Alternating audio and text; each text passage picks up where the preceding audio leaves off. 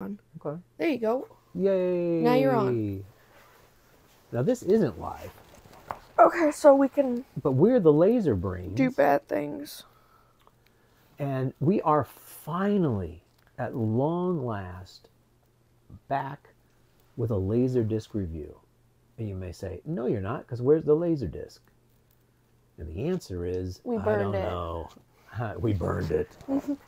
We're here to discuss Neil Simon's Chapter 2, Marsha Mason and Sonny Corleone. What's his name? James Caan. I hit it so we never have to watch it again. Mm-hmm. It was a nice looking Laserdisc. It had a nice big yellow. Well, the weirdest, the only reason you picked that one is because you said it was out. It was out, yeah. And I don't even know how it got out. That's not a great sign. Because where we keep those Laserdiscs is not really easy to get to. Exactly. Like, maybe it was a tester you had out. I just don't remember. There's that Yanni one that's been out there the entire time we've had that system. Yeah. It sits there in a cocoon. We don't know why. Because no one even cared to put it away. Yeah. Well, they're not interested. We do have a Spun movie we need to finish, too. Did you say fun or spun? Spun. As in we spun for it. Oh, yeah. Another Laserdisc. Well, we're in progress of that one. Just be glad you're getting a Laser Brains Laserdisc review. What was the last one we did? Something like Close Encounters or something? I want to say the middle of last year. Wasn't it U.S. Marshals? Was that the last one? Let me see. I can double check right now. Have we watched the Laserdisc we liked yet? No. That's what I was saying yesterday, That's and you funny. refused to listen to me. Well, listen, I was sniffing glue in the parking lot. I know. You always do. While we're waiting to find out this answer, you probably wonder, why are they wearing their officers' uniforms? And the reason that we're wearing the uniforms, we will not say. I'm not going to tell you. Yep. Let's see. I Love Lucy, Never Ending Story. I forgot we did Lucy. The Rocketeer. Yeah. Hey, if you remember the last video we made, write it down in the comments. I don't know. That might have been Rocketeer. All right, Rocketeer. Well, now you're going to hear about Chapter 2. Now, I like Neil Simon, and his best movie is Biloxi Blues. Whatever that is. It's a good movie.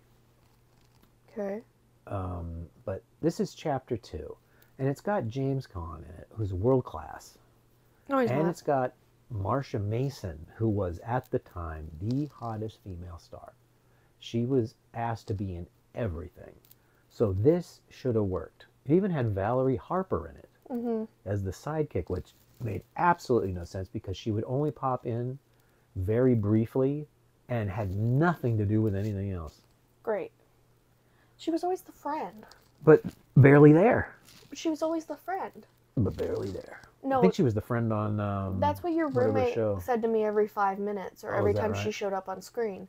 Oh, they always cast her as the friend. Until she got her own show. Yep. Valerie, I think it was the name of it. Had Justin Bateman in it. Wow, you know everything. Well, she had an argument on the show and they threw her off after the first season and it became the Hogan family.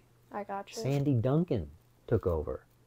Anybody out there know who Sandy Duncan is? You keep saying names I don't know. Anybody remember? Well, we're going deep in the vault here. Well, we're talking about a technology that its heyday was in the 80s. I was in bed then. Probably. So basically the story is you have a woman who has just gotten a divorce and a man who has just lost his wife. Did they ever say what she died of? I think she got sick. Okay, so sick. They didn't say what sick, but they said sick.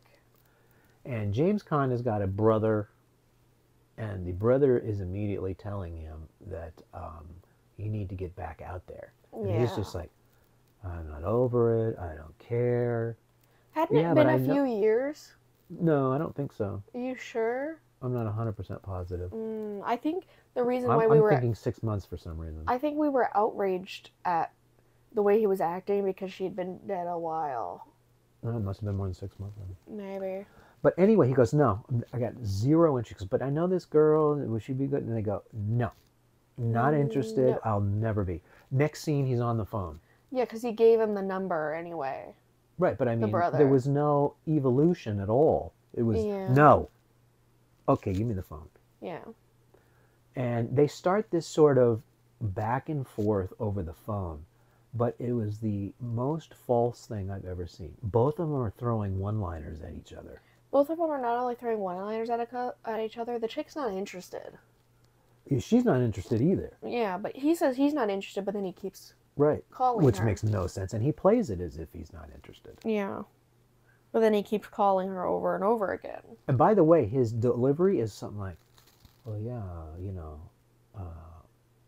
what did you want to get coffee or something? I died 5 minutes ago. That's great. Well, that was how he played it, though. That was so weird. His performance was flat. It was almost like devoid of charisma. And so she sort of rebuffs that, but he keeps calling. Finally, she agrees to coffee. No, didn't they agree they were just gonna see each other for like 2 seconds? Like he was gonna come right to her place? Oh, really? Yeah. So that's what ended up happening? They went to her said, place? we're only gonna have a meeting for 5 minutes, and then you can either leave and never come back, or we can start something. Yeah, that's right. So they went over there, they all looked at each other, and they're like, oh. They all love it. Well, not really. He stands in the doorway and they start throwing lines at each other again. Yeah, but that just means they love each other. But they were cheap. They weren't like the lines you would use to like pick somebody up in a bar or anything. They were throwing one-liners as in jabs and little jokes and cutesy little comments. That means they love each other. Well, maybe it'll be in the paper tomorrow morning. Well, I usually put the paper in my birdcage. Well, that's one use for it. Yeah. Banter like that. That wouldn't get you in the door. But of He course, got in because the it's a door. Hollywood movie, he gets right in the door. Then all of a sudden the wine comes out and ... nanny, nanny, nanny, neener, neener. They start dating. They start dating. You get a montage. Montage. It's great. It really looks like things are going great. They get married. Yep. After a month. It was really quick. It was after a month. They get married. And they go to, I think it's Acapulco, somewhere in Mexico. Yeah. And turns out that's the same place he used to go with his wife before she died. He's taken her there. Yep.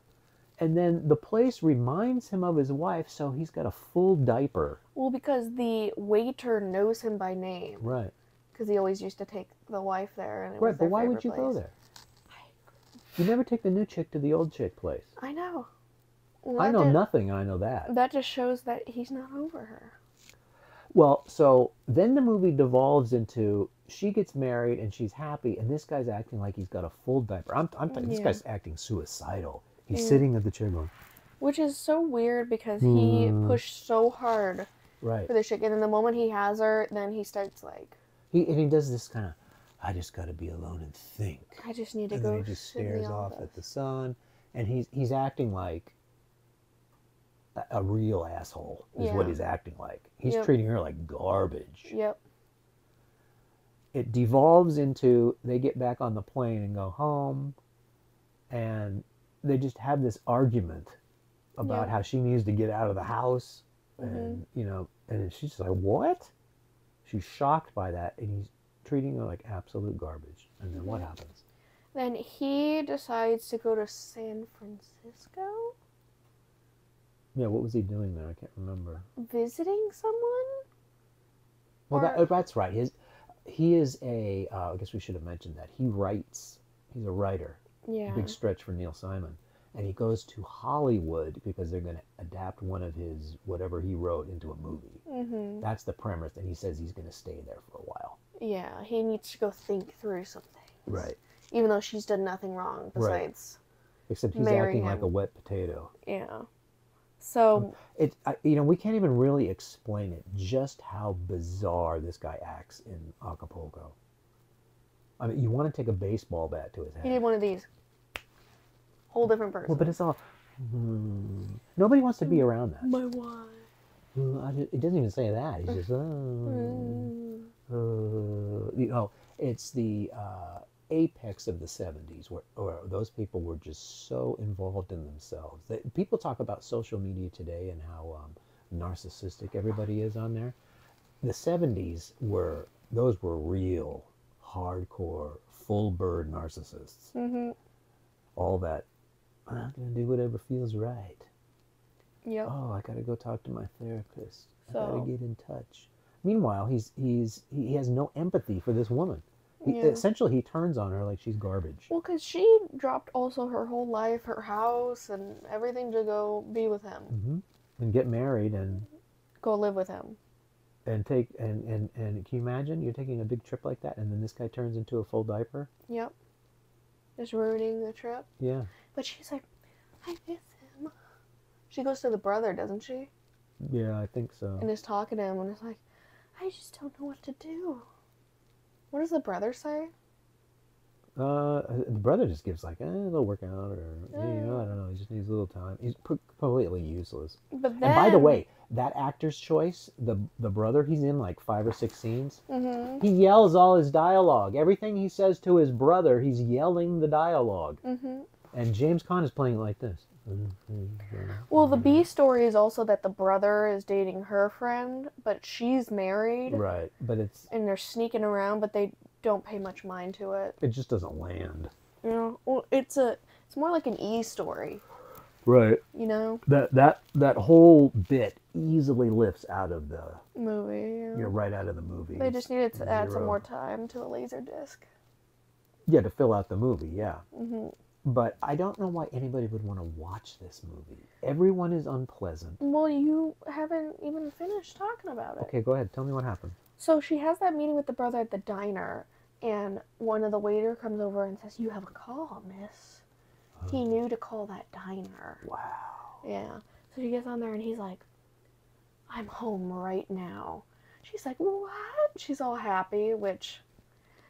She should be mad. Yeah, because she's been sitting there waiting for him to come back or say anything, or... And by the way, she's got her own thing going as a successful woman. She Mhm. doesn't need him. Yeah, And he's a drip. now they're married. Mm-hmm. Well, you can get an annulment. That's how fast that shit went down. So she gets over there and he's like, yeah, so what happened was I got to San Francisco and I walked around a bit, and then I came back. LA, walked around a bit. It's like, you were doing that this whole time? Yeah, well, you know, that's basically how that goes. And then it's like, I should have just taken that walk and cleared my head, and I love you. That was so lame. Yeah. That was so lame. It's like, what did you need to walk over there at the airport for? It's like, oh, I didn't think of it till I got there. Why that chick would ever take him back after he can switch on a dime like that? And then doesn't the movie end, like, oh, I love you? Yeah, everything's fine. But Ta-ta-da. then he sits there and starts reading her his book. Isn't that how that movie ends? I missed that part. She has to sit there and listen to him read that book, and I was like... Narcissist again. Yeah. Him. So what we're telling you is, yes, Neil Simon is fantastic. Not here. Not here. It's not good. It's not You good. want to watch Neil Simon? Go watch Biloxi Blues.